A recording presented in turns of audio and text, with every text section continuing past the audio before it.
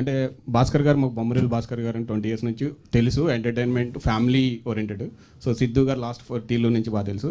So trailer చూస్తే totally different school, అంటే సిద్ధు స్కూల్లోకి వచ్చింది, భాస్కర్ స్కూల్లో లేదు. సో భాస్కర్ గారిని సిద్ధు స్కూల్లో తీసుకురావడానికి ఎంత టైం పట్టింది? అట్లా మేమేమి స్కూల్లో మారలేదు సార్.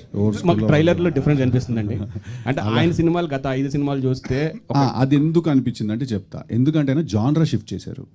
ఆయన రొటీన్గా అంటాను, యూజువల్గా ఆయన చేసే హ్యూమన్ డ్రామాస్, హ్యూమన్ ఎమోషన్, లేకపోతే ఫ్యామిలీ స్టోరీస్ కాదు. ఇది ఫస్ట్ టైం ఆయన ఏంటంటే నేను జాన్రా షిఫ్ట్ చేస్తానని చెప్పి గన్ను పట్టుకున్నారు ఆయన.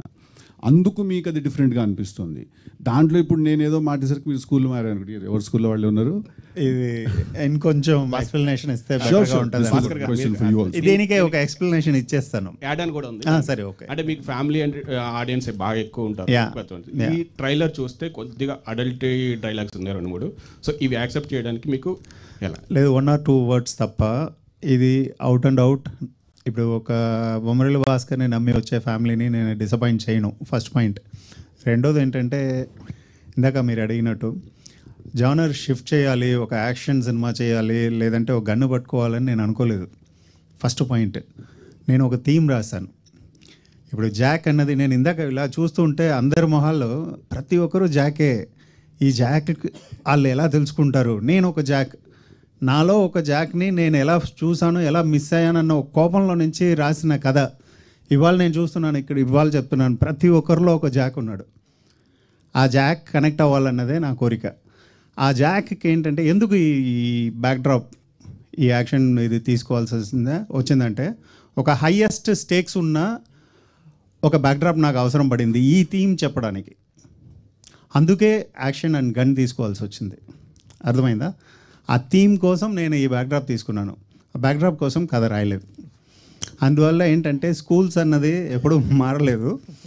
నా స్ట్రెంత్ ఉన్న విషయాలన్నీ ఉన్నాయి. అట్ ద సేమ్ టైం ఏంటంటే, ఇందులో హైలీ ఎంటర్టైన్డ్ ఒక ఎంటర్టైన్ చేయగలిగే ఒక హీరో క్యారెక్టరైజేషన్ ఉంది. సో సిద్ధు గురించి మనం మాట్లాడేటప్పుడు కూడా ఇమ్మీడియట్గా ఇది మ్యాచ్ అయ్యే 2 స్కూల్స్ పర్ఫెక్ట్గా మిక్స్ అయ్యే ఒక స్క్రిప్ట్గా ఇది వచ్చింది. సో క్యాల్కులేటివ్గా ఏదీ చేయలేదు. అది ఫస్ట్ పాయింట్. సో అందరిలో ఉన్న జాక్, మీలో ఉన్న జాక్ని మీరు చూసుకోవాలన్నది ఒక విషయం. ఇంకొకటి, ఒక చిన్న రిక్వెస్ట్గానే ఒకటి చెప్తాను. నాకున్న ఒక స్ట్రగుల్ ఏంటి, ఇప్పుడు సిద్ధు ఎలా చేశాడు, టిల్లు స్క్వేర్లో చేశాడు, తను ఎంటర్టైన్మెంట్ లెవెల్స్ అన్నీ ఎలా ఉంటుంది అన్నది అందరికీ తెలుసు.